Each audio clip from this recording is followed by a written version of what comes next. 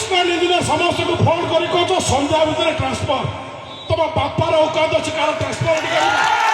ତମ ନୁହଁ, ତମ ବାପା ଯାହାକୁ ବାପା ବୋଲି ମାନୁଛ ଯଦି କରିଦେବ ତାହେଲେ ମୁଁ ମାନିବି। କ'ଣ କହୁଛ? ବ୍ଲକରେ ଭାଗ ନେବ, ଟଙ୍କାକର ଭାଗ କାହାକୁ ଦିଆଯିବ? ସବୁ କାମ ଆମର ସରପଞ୍ଚ, ସମିତି ସଭ୍ୟ, ଜିଲ୍ଲା ପରିଷଦ ସମସ୍ତେ କରିବେ। ଆମ ଲୋକମାନଙ୍କୁ ନେଇକି, ଆମ ଯୁବକମାନଙ୍କୁ ନେଇକି, ଆମ ମା' ମାନଙ୍କୁ ନେଇକି, ଆମ ଗୁରୁଜନ ମାନଙ୍କୁ ନେଇ ଆରମ୍ଭ ହେଲା ଆଜିଠୁ। ଚୁପ୍ ବସିଥିଲୁ, ଆଉ ଚୁପ୍ ବସିଥିଲୁ। ସକ୍ସେସ୍ ଅଛି, ବ୍ଲକରେ ଆସ, ସମିତି ମିଟିଂ ଡାକ, ଭାଗ ନେବା କଥା କଥା ହେବା।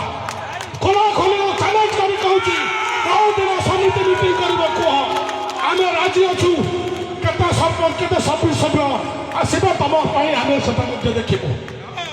ଲଢ଼େଇ ପାଇଁ ସବୁଦିନ ପ୍ରସ୍ତୁତ ଅଛୁ, 24/7 ପ୍ରସ୍ତୁତ ଅଛୁ। ଯେତେବେଳେ ଯୋଉ ଜାଗାରେ ଖୋଜିଲେ ଲଢ଼େଇ ପାଇଁ ଆମେ ପହଞ୍ଚିଯିବୁ। ଆମ ଟଙ୍କା ମାନଙ୍କର ଏଠି କମି ନାହିଁ। ବନ୍ଧୁଗଣ, ଆଜି ଯୋଉମାନେ ଟିକେ ମନ ଦୁଃଖ କରିଥିଲେ, କିଛି ସରପଞ୍ଚ ସଭ୍ୟ ଆମକୁ ଛାଡ଼ି ଚାଲି ଯାଇଥିଲେ, ସେ ମଧ୍ୟ ଆଜି ବିଧିବଦ୍ଧ ଭାବରେ ଆମ ସାଙ୍ଗରେ ଆଜି ଯୋଗ ଦେଇଛନ୍ତି।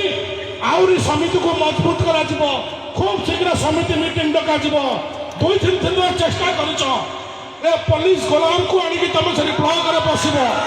କାହାକୁ ମନାଯିବ ନାହିଁ, ମାନିବାର ଟଙ୍କା ମାନି ବରି ଟଙ୍କା କାହାକୁ ମାନିନୁ କି ଆଗାମୀ ଦିନରେ ମାନିବାର ନାହିଁ।